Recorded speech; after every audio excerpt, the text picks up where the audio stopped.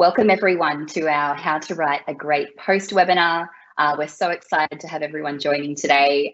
This session is presented by SWOOP Analytics, and we're very excited to share with you the secret formula to writing a great post on enterprise social. Now, I'm hoping after this session, it's not going to be so much of a secret, so please feel free to share these tips internally or with any other colleagues to get everybody across these great pieces of advice. I'll kick off. So before we get into the content, first of all, I want to acknowledge the traditional custodians of the land on which this online session is being hosted, and the traditional custodians of the lands where our participants are also located. We'd also like to pay our respects to elders past, present, and future.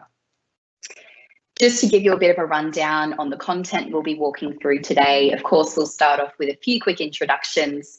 Then we'll be getting into the formula of how to write a great post. And we've broken this down into a few different elements. So we have the who, the what, the when, and the how. Then we're going to be hearing from our friends from the NRMA and Origin Energy, and they're going to be sharing some real life examples of what a good post looks like. And we're going to also have Sharon from SWOOP Analytics just asking a few questions so that we can hear their secrets as well. We're then going to have a look at the analytics side of things, and I'm going to walk through exactly how you measure what a good post looks like, and just giving you some pieces of advice on some different perspectives and how you can pinpoint those great posts within your organisation and how you can then replicate that for future posts as well. Of course, we're going to encourage you to use the Q&A in this live event. So if you do have questions throughout the session, please feel free to drop your questions in there and we'll be ready to reply. If we don't get to the questions at the end of the session today, we will be having a separate sort of breakout room, a separate meeting that we'll share the link to, and you can jump in there and you can have a bit of a discussion with the presenters that we have on today's session, just if we don't have time to get to all of the questions in the Q&A. Just to give you a quick introduction to our presenters, today we have Sharon Dorset on the call from SWOOP Analytics. Sharon heads up our external relations and communications. And Sharon will be asking Pete and Scotty some questions about their secret to success for their really great posts on enterprise social. So we have Pete Johns here from the NRMA, and we have Scotty Thornton from Origin Energy. And then, of course, myself, my name's Emily, and I work with SWOOP as their customer success lead for the APAC region. Now, before we kick off, I just want to let you know that the insights that we're covering off today, they're all based on the extensive research that SWOOP does into enterprise social networks. So we're looking across data, we're looking across the benchmarking reports that we've produced over several years. And we also get the opportunity to talk with customers every single day. So we get to see these examples of great posts firsthand. So the parts that we're breaking down, they're definitely based on those characteristics that we find are consistent across those really high performing posts. So in saying that, I'm going to jump into the first piece of the puzzle, or the first piece of the formula. And we're going to call this part the who. Now, we've broken this down into a few different pieces. So on the screen there, you'll see we've got seniority, we've got your role and your reputation. Now, I can completely appreciate that if you're not necessarily sitting in an executive leadership position, it doesn't mean that you can't create a very high performing, highly engaged post. We're simply saying this is because it's just really important to keep front of mind that leaders can have a really big impact on the levels of engagement on enterprise social. Whether you're running with Yammer or it's Workplace from Facebook, the same thinking definitely applies. And when I'm thinking about the who, if you're familiar with SWOOP and you're familiar with our SWOOP personas, you may know about our catalyst persona. So this who piece really ties in with that. So we find that catalysts by default, they generate a lot of engagement because people are just by default interested in what they have to say because of things like their seniority, their role, or their reputation. And you can see here we have a really great example here from Medibank's CEO, Craig Drummond. Craig definitely embraces Yammer as a platform within Medibank, and it's great to see that he's posting continually and staying engaged and visible with employees. As I mentioned, we know that not everyone can necessarily be a who. So when we get into the next elements of this formula, being the what and the when, you need to ensure you're ticking off those elements to make sure you're covering off the formula to the best of your ability. So moving along, next piece we have is the what. And quite simply, this is just looking at the topic piece. So you want to make sure that the content that you have in your post is appealing to a broad audience. Now, this doesn't necessarily have to be appealing to everyone in the organization. If you are running communities, if you're a community admin, then you would maybe want to think about topics that would make sense to be shared within that particular community. And also for you as an individual, it's important to think about things that you would have an authority to talk on within the organization as well. So if you have if this is a topic that has personally impacted you, then you would definitely have more authority to talk on this topic to a broader audience. The example that you can see here on the screen is from ANZ. And this was an example that they shared with us as a part of our benchmarking report from 2020.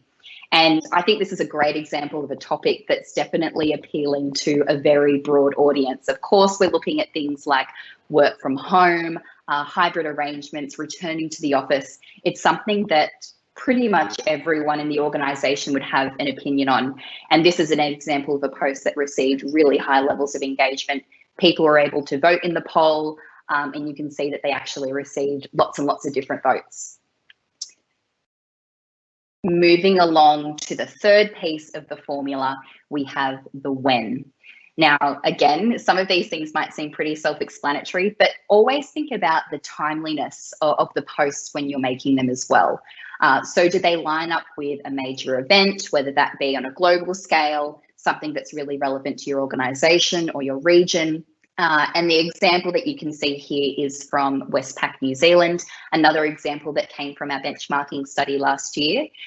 So this is David McLean, the CEO of Westpac, New Zealand, and this post was made to line up with the timing of a special destination style event that they would host for the high performers within the bank. So it's a very highly anticipated event within the organisation. So the CEO posting on this topic and generating a bit of buzz and engagement around that led to really high levels of engagement. Even getting a little bit more granular than that, you can even think about the time of the day or potentially the time of the week that you are making your posts as well. So if you're currently running with SWOOP and you have a SWOOP dashboard, you'll know that you have the activity by time report that you can refer to. And that will allow you to pinpoint the days of the week where you find that your network is most active, and even being able to drill down to the specific times of the day when people are most active as well. As you know, later in the session, we'll be having a closer look at the analytics and what we'd recommend you have a look at. So I definitely would advise that you have a look at the activity by time to make sure that you are ticking off the when piece of the formula. Now, I have a lovely visual on the screen here to show you exactly how you can pick and choose. So the recommendation is definitely that you pick at least two. So if you fit the who and the what, that's great. If you put the when and the who, that's great as well. If you're ticking off all three, then I'd say you're definitely on the road to success, to having a highly engaged, fantastic post to share. But there's just a fourth piece as well that I think is a little bit more overarching. And it's kind of getting down to the specifics of how you actually write these posts as well. So first and foremost, I want to encourage you, before you're posting or before any of your colleagues are making the post, just sit back and think to yourself, what would compel an employee to reply or to like? What's going to make them want to engage on that piece of content? The first point that I have here is around the content itself, and if the tone of voice is authentic, and this is such an important one that can be overlooked in some circumstances. And this one lines up really nicely with the example that you see over here on the screen too. This one's from Kylie Bishop, who leads the People and Culture Division at Medibank. And you can see it's a video. We won't be playing the video, but you can see that there's a really nice authentic tone of voice. It's almost like leaders being able to let their guard down and showing a bit of humanity as well, which is a really easy way for employees to feel more open to sharing as well. So authenticity, tick, really important point. It also comes back to, I know that in some organisations you may have corporate comms that could potentially be writing posts on behalf of leaders. And I'd say to that point, you probably need to give your staff a little bit more credit in being able to sniff out these posts and being able to tell that they're not necessarily being written by the leader themselves. So just one to keep in mind. The next point I have there is around just encouraging broader participation. So definitely ask questions on enterprise social and @mention people, or just use the tagging functionality. We'll get into some of the stats behind that, but these are really simple ways to encourage problem solving and innovation. And again, just a simple thing that you can tie into your post to make sure that people feel that they have permission to jump in and add that value as well. And just one more final point there, which really rounds out this formula, or the not so secret to success, is just considering the content piece as well. So we found through our research that typically posts that sit between the 500 character to 2,000 character mark, they receive the most engagement. And this can also sometimes depend based on the context of your organisation. For some companies, people might want that extra information in the post, and that's completely fine. For others, they may want those snappier updates, and you find that those are the higher performing ones. And also just a quick point there around video and imagery, very powerful mediums, and we have the research to back that up as well. So we recently found that video is definitely the medium or the content that receives the most engagement. In saying that, I would probably recommend reserving video as more of an exclusive medium that maybe your leaders could rely on, or any more official comms channels could rely on. And then, of course, imagery, GIFs, those sorts of things, they're also going to add that eye-catching element to a post as well. Now, I'm going to be handing over to Sharon and Pete and Scotty, and we're going to have a look at some of these real-life examples. So we've got the theory behind how to write a great post, but how does this all come to life? So I'm going to hand over to Sharon now. Thanks, Emily. And as Emily was saying, she's shown you the research and the data on how to write a great post, but we thought this is a much better opportunity to actually hear from community managers and community facilitators and find out what's a good post. So I'm going to start with, I'm joined by Scotty Thornton from Origin Energy and Pete Johns from the NRMA. And Pete, I'm going to start with you with this post that you shared with us from the NRMA. Actually, before we go into the details of this post, Pete, could you just give us a little bit of background around this post beforehand, please? Sure, yeah. So this goes back, obviously, you can see, to March last year, when, gosh, if my memory serves me correctly, I think we were in lockdown. And we had a really interesting thing at the NRMA where we obviously saw far fewer people out on the roads, far fewer people needing our core services during lockdown.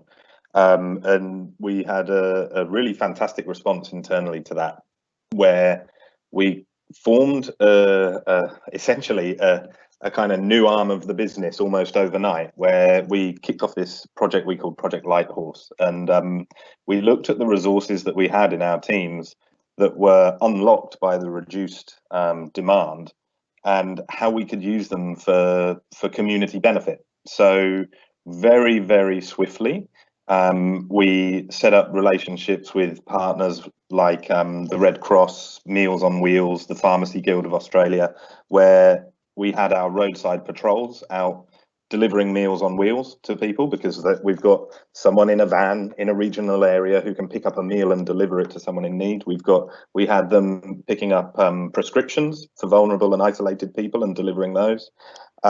We had things like in our contact centres in particular, we've got a really skilled workforce who are skilled at talking on the phone. So we work with the Red Cross to train them in how to provide essentially emotional support, I guess, to people who were feeling isolated during the lockdown by putting in a phone call, seeing if, are you okay, kind of phone calls. And yeah, we had this real sort of surge of employees that were involved in doing something very different to the normal day-to-day and giving back to the community and to our members, but beyond just our normal membership.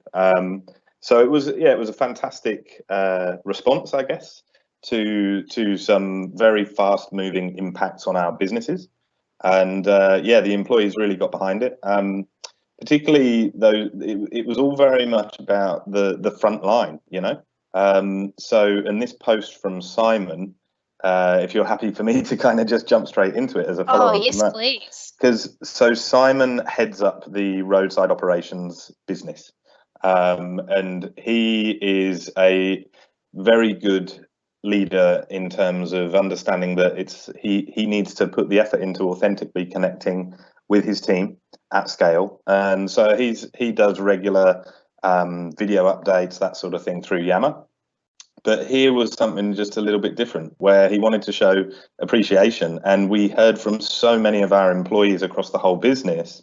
There was such a wave of appreciation, particularly for those roadside patrols, the tow truck drivers who were out in the field during lockdown. They were still going out, having to wear all the PPE and everything, and meeting with people. They were really in sort of what was considered at the time a high danger environment, and having to be very careful. And there was a lot of stress around that. But people across the business wanted to say thank you. And Simon just engineered a space where people could do that in a really nice way. So what he did, it's obvious here, he just put a call out on Yammer saying, I want to say thank you. And I know heaps of people across the business do. So let's just do it in a really simple way. Grab a bit of paper and create a sign saying thanks and share it.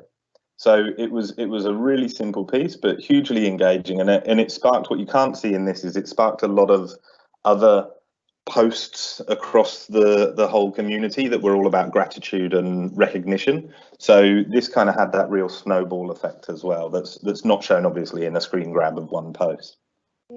Fantastic. So a real emphasis on the culture within the NRMA, I guess, and that, like you say, the gratitude and the giving and appreciation.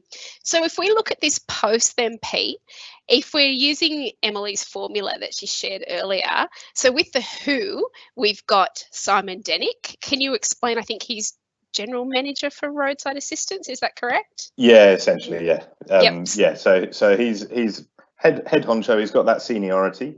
Yep. But it's more than that. He's put time and effort into establishing his relationship with people through this channel. I think that's a really important piece. You can't just be a senior leader who suddenly pops up.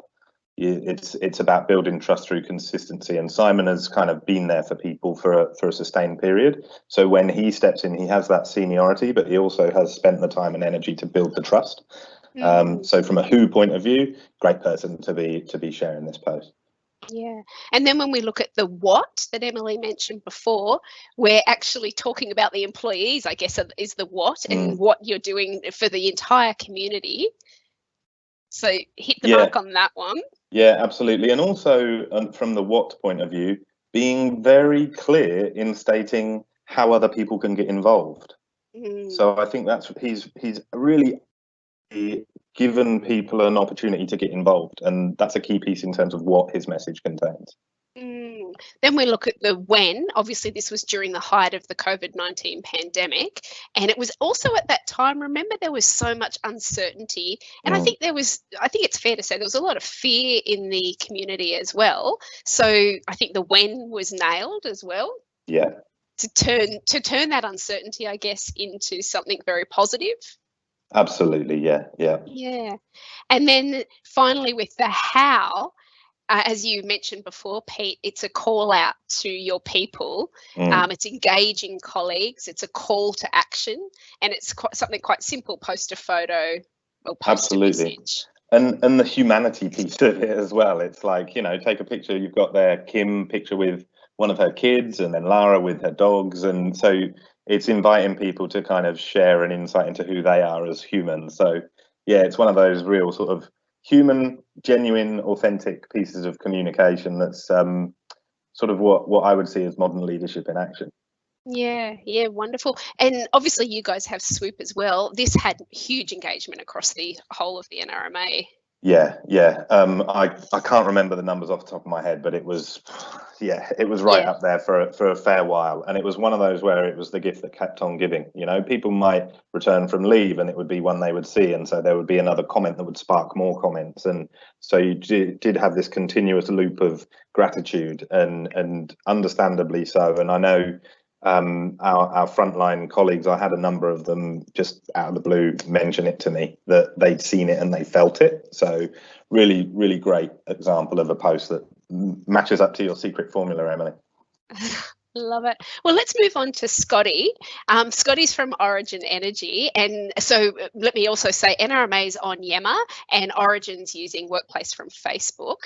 And Scotty, talking about the gift that keeps giving, can you start off with this first post with this gorgeous puppy dog? And you were just telling us yesterday that a year later you're still getting engagement on this. That's right. Definitely, like John said, this is also the gift that keeps on giving, our Pets of Origin post. So I've kind of brought two examples to talk about with you all today. On the left, you've got our viral Pets of Origin post. So that's kind of more of, I guess, just a fun social engagement piece for our people. And then on the right-hand side, our Changemaker movement, which was more of a kind of business post, which was actually kind of solving a business problem. So I thought it'd be good to have those two examples. So I'll start with Pets of Origin on the left. So rewind to March last year. All of our people kind of went to remote working, like, most Australian office workers. And we kind of had feedback that our people were feeling on Workplace that, they had a place to, get their business updates and talk to their teams, but they wanted somewhere to share a bit more of their authentic self now that they couldn't have that kind of face-to-face social connection in the office. So we set up a pop-up channel on Workplace called the Good Energy Exchange. And I guess the whole rationale behind that, one, Good Energy is kind of our brand proposition, so that was kind of behind the naming. But it was a place where employees could just kind of have that social kind of fun interaction. So whether it's, some tips to stay, fit and active in the office, share a photo of your lunch, whatever it may be, that was kind of the place to do it. So we wanted to get the ball rolling on that and kind of get the conversation started and raise awareness of this new channel. So what we decided to do was share photos of our pets, because everyone loves pets. So we started that out by, I just shared a photo of my dog, because I thought, you've got to share a bit of yourself if you're asking people to do the same thing. And so we just asked people, share photos of your furry friends in the comments below, and it absolutely exploded. It ended up being our most engaged with post ever on Workplace in the kind of 4 odd years that we've had it. To this day, we still get people commenting, like literally yesterday, I got a notification that someone had a new photo of their dog literally a year later. So as we all know, content generally after a few days, it kind of really tails off and we don't see that engagement anymore. So this has definitely kind of defied that rule. Another great thing to see was we actually had even our CEO posted a photo with his 3 dogs, which is kind of great to see that human, authentic side of our leaders.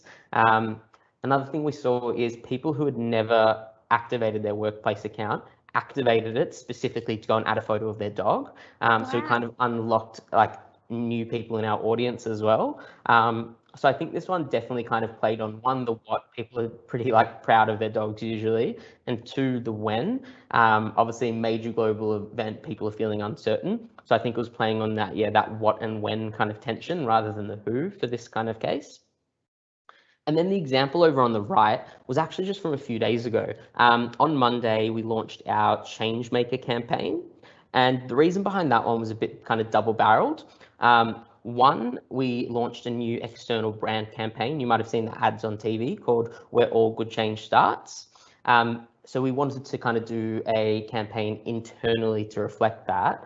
But also we had a bit of a business problem where we feel like our people are feeling pretty fatigued. There's been a lot of change in the business and the industry lately. And we kind of really wanted to kind of, I guess, flip the dialogue in that and really reframe it to both our customers and our employees that change is actually a positive thing or can be a positive thing. And that together, kind of, if we all make small changes, it can lead to real kind of positive impacts in the future.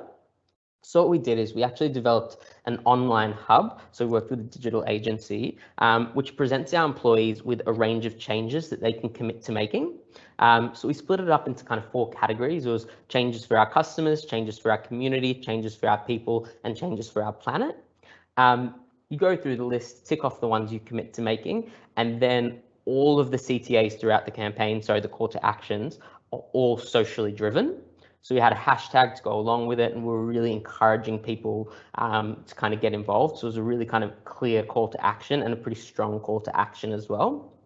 And even though this is only just kind of a recent campaign, as I mentioned, we launched it on Monday, we've already seen it go absolutely bonkers at Origin. So we've actually had 1,600 people commit to making changes, which is an absolutely huge number. Our social feed is flooded with people, photos of them making their changes, photos of the list they get presented with, because kind of you got presented with a bit of an email afterwards confirming the changes you've committed to.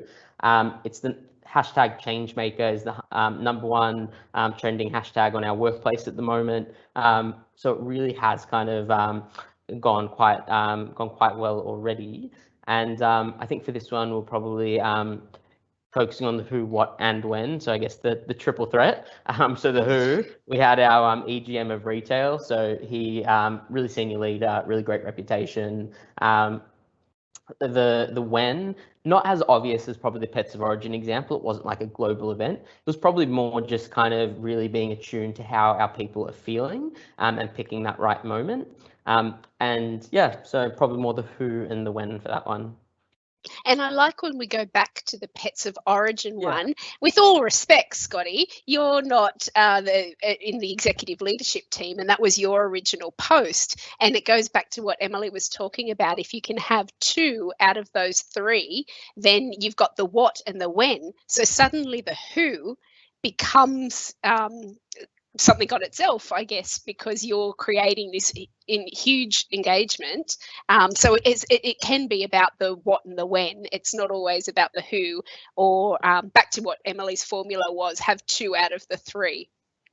Absolutely, I completely agree with that. And, when we're doing those kind of business critical communications or campaigns, absolutely, we want to have our kind of senior leaders leading the helm on those. But when it's an engagement piece like this, it kind of is nice to kind of, share the load, have kind of other people being promoted as well. And because we're not a very hierarchical organization like that, so we do like to kind of share that load as well.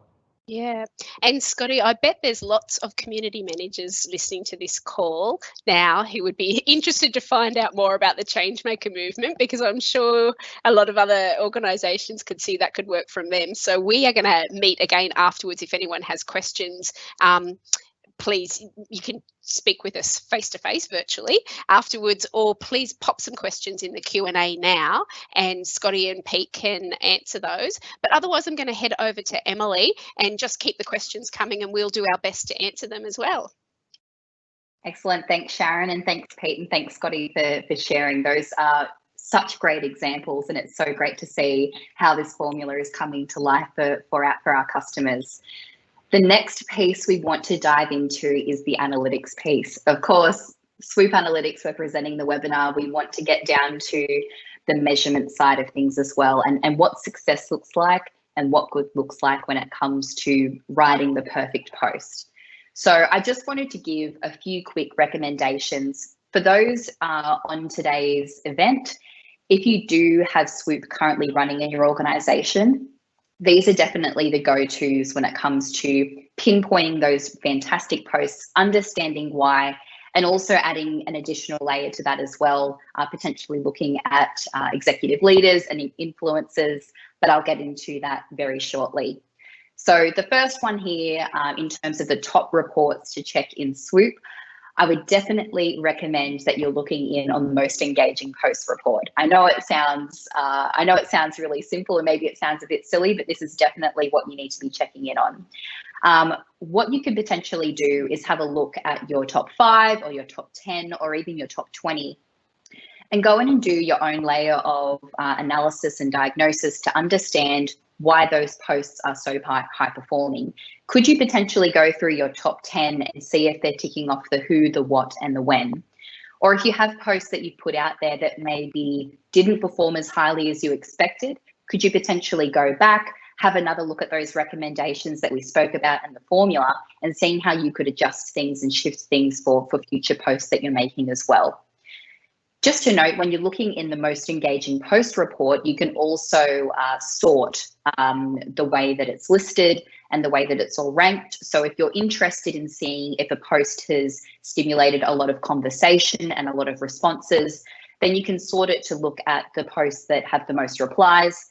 If you're interested in reaching and engaging lots of people, then you can also filter it by the number of people that you have engaged. So you can flip the lists around a little bit and do some additional analysis there. And then on top of that, I would also recommend that you have a look at your hot topics report, which you can look at on the enterprise level, and even having a look into some of the keywords that are resonating with your staff more broadly. If those are the topics and if those are the keywords, if they line up with certain initiatives or campaigns, then I definitely would recommend using that to really shape the what piece of the puzzle. What are the topics that people are talking about, and how can you then filter that through into some of the future posts that you're making as well? Okay. The second level of reporting is just to take a bit of a broader look to see how good is your company at sparking conversation. I've got a few specific reports that you can have a look at for this one. And just coming back to some of the things that I mentioned around the how in terms of asking questions, definitely recommend you having a look at the curiosity index in your SWOOP dashboard. As I mentioned, these are really strong indicators for problem solving and innovation in your organisation. And it's a really simple tip that you can use to take on board to generate more responses. And we have the data to back that up as well, which is really exciting. So we found that if you're asking a question in a post, then it leads to on average 150% more responses in a thread. And just by having a look at the sample there, the screenshot that we have of the report, you can see that SWOOP can differentiate between the posts that are not asking a question and the posts that are asking a question, and can show you the difference in engagement there as well. So just for the example that you see on the screen, for posts that are not asking a question, on average in this example, the organisation is receiving on average half a response. But when you are asking a question, you're getting closer to 2 responses on average. So a really simple thing to keep top of mind is ask a question, invite more people to share their feedback, to share their thoughts.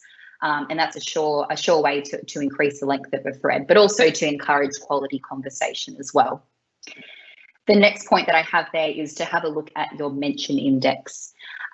Mentioning and tagging people in conversations, very similar thinking to the way that I spoke about asking questions and the curiosity index. So we found that mentioning and tagging people in conversations can lead to, on average, 73% more responses in a thread.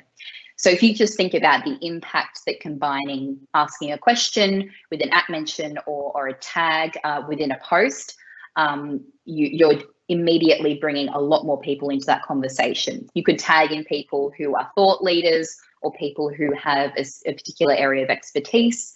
You could potentially tap into some of your key influencers if they're people who are regularly engaging with a campaign that you already have running, or if there's similar content they're interacting with, great to bring them into that conversation as well.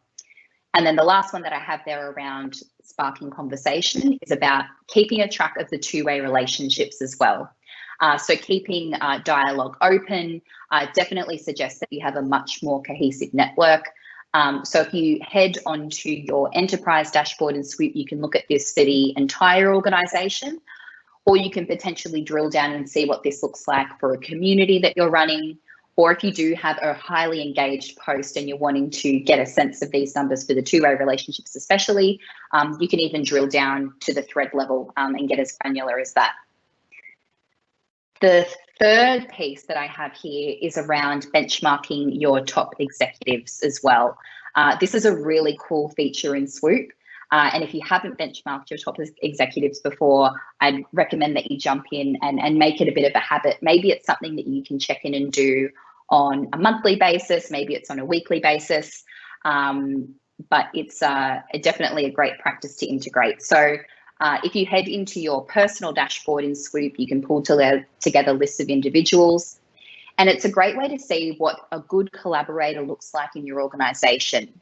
Even better if those good collaborators are people who are in your executive leadership team. So you can look at them as almost like the aspirational people. You can look to them if they're visible and if they're engaged and they're posting and also replying and liking. Then that's a great way to encourage that as best practice behaviour for the broader organisation as well. You can also potentially go in and use this as a bit of a coaching exercise for your leaders if they're not sure where to start. So it's definitely not about naming and shaming the people towards the bottom of this list. That's not what benchmarking is about. It's about being able to really drill in and see, for example, are your executive leaders asking enough questions? Is their curiosity index at a level that you would like them to be? Is their mention index high enough? And I'm also going to refer back to one of our tips that we've been talking about at SWOOP for a very long time, which is the 1, 2, 3 rule. So if you're having a look at the number of posts that people are making with the replies and the likes, for every 1 post, we recommend that your leaders then make 2 replies and then 3 likes. So that's just another formula to throw into the mix there for you as well. So I know that the purpose of today's event is all about crafting this perfect post and ensuring you have the best chances of receiving really great engagement. But that definitely doesn't mean that you should be ignoring the replying and the liking piece as well. Really important for senior leaders to get on board. And we found through some additional research into the impact of leadership on enterprise social is that if you have the full executive leadership team engaged and they're doing things like replying and liking, it has a really big impact on increasing the engagement of the network more broadly. And then I've got one more piece to the puzzle here in terms of the top reports to check. Really recommend that you go in and have a look at your key influencers. This could be at the enterprise level, this could be at the community level, this could be at the department level, or even potentially drilling down to hashtags and topics and seeing who the people are that are driving those conversations. And how can you look at them as sort of best practice examples and the way that they are generating engagement for themselves. So of course, the people that you can see in your influential people list, these people have a captive audience. People are ready to listen to what they have to say. And it's definitely tying in a lot with the who piece that we spoke about earlier as well. And we find in the influential people lists that you'll see in SWOOP, by default, or it's really great if you can see senior leaders reflected in this list. By default, sometimes you see people working in comms appearing in this list, but it's even better when you can see a regular rotation of those names, which also ensures that you're kind of spreading the load a little bit more evenly and you're not just relying on these key influencers to keep the conversation going. So definitely look at them as kind of aspirational figures and what they're doing with their posts. But it definitely doesn't mean that you should be relying on them to constantly drive the conversation. You want more people to become influencers within the organisation. So definitely looking at those people as your digital champions. Now, we're getting close to wrapping up the live event portion of today's session. But just before we jump into some of the Q&A, I just wanted to let you know that we have another webinar coming up very soon on the 3rd of June.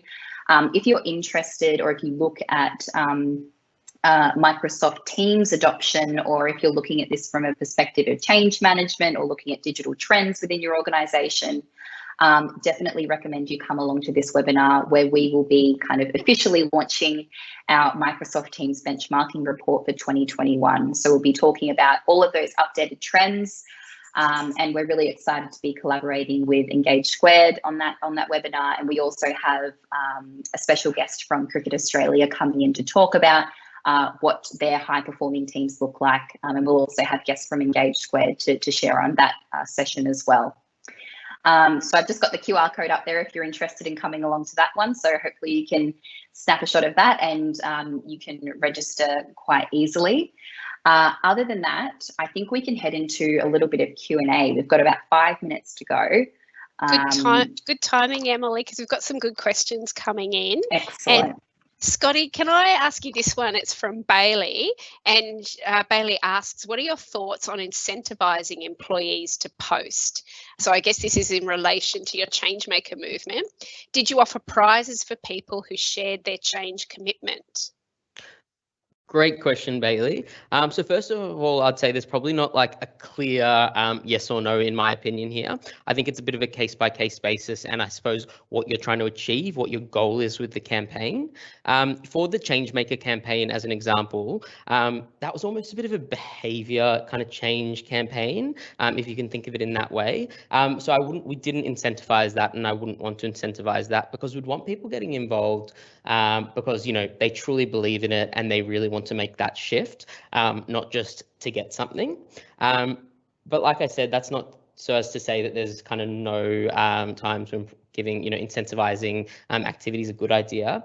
For some campaigns that we do, like for example, we sponsor Netball Australia, so we do some kind of comms and activity around that. And generally that's just raising awareness of the sponsorship. So we do sometimes incentivize, you know, activity, you know, for money can't buy experiences, behind the scenes stuff with players, tickets, things like that. And again, that's just because we're trying to raise awareness and we're not really kind of asking people to shift their behavior. Similarly, I think it would depend on how much you're asking of people. So if the barriers to entry are really high, like sometimes we do campaigns where we're asking our employees to produce their own video content, you know, share a video of yourself doing X, Y, Z. Generally people aren't inclined to do that because they're nervous. You know, it takes more time. So when we're asking them to do things like that, generally we will kind of incentivize it, but we always try to make sure that the prize or the incentive is aligned to the campaign. So for example, last year we did one for our charity, the Origin Energy Foundation, and the prize for that was you select a charity and we'll donate to them. So that kind of aligns with the campaign. So I think that's really important. Hope that answers your question, Bailey. So we've got more questions. We've got quite a bit of discussion going on about the posting on behalf of features. So we thought we might move that to our following meeting if anyone's got time to spend 10 minutes for more questions afterwards. Pete, I saw you have answered in the chat Joe's question about drafting short and snappy posts and then linking it to the intranet article for further reading. And do you have any information on the click-through rates and how successful that approach is? That's probably something that's of interest to a lot of community managers. Could you answer that question, please? Yeah, just, I mean, very, very briefly, we've got Google Analytics set up on our intranet. And so that what SWOOP tells us is the engagement with the content in Yammer, right? And so we can see this many people, these many people shared it. This is how people interacted with it. This is the conversations that were generated by this post. All of the beautiful SWOOP data. And then we use the analytics on our actual intranet site, or on the link that we use to link from Yammer to the intranet news article, let's say. We use those analytics to see sort of what the impact was. So we might see where we might start to see alarm bells ringing, let's say. I'm trying to think of something where you can get an insight from that. Would be if you had massive engagement with a post and loads of conversation on Yammer, but hardly anybody clicking through. So you might think, wow, we've had a brilliant campaign because there's loads of conversation about this and it's really got engagement on Yammer. But if your mission for that campaign is to get people to click through to a destination that has more information or something, if you use the intranet metrics to then see how many people actually clicked through. So yeah, with key content, key posts, key activities, we would just put that little extra bit of effort into creating trackable links or referencing the actual page views in the SharePoint analytics that we can access, or if we want to go into real detail, the Google Analytics. Does that make sense? Very good sense. Emily, I'm going to hand over to you and I'm going to jump into the other meeting in case anyone's there. Excellent. Thank you everyone for joining today. Thank you, Sharon, Pete, Scotty. We also have Matt from Engage Squared in the background who has produced today's session. So thank you very much, Matt. We're going to see you over in our extra meeting. So if you go into our Q&A, we should have a link there to a team meeting that you can jump into. If you have any extra questions you'd like to ask, please feel free to filter over there. I know that Sharon's over there waiting now, and we can take any extra questions. So thank you for joining.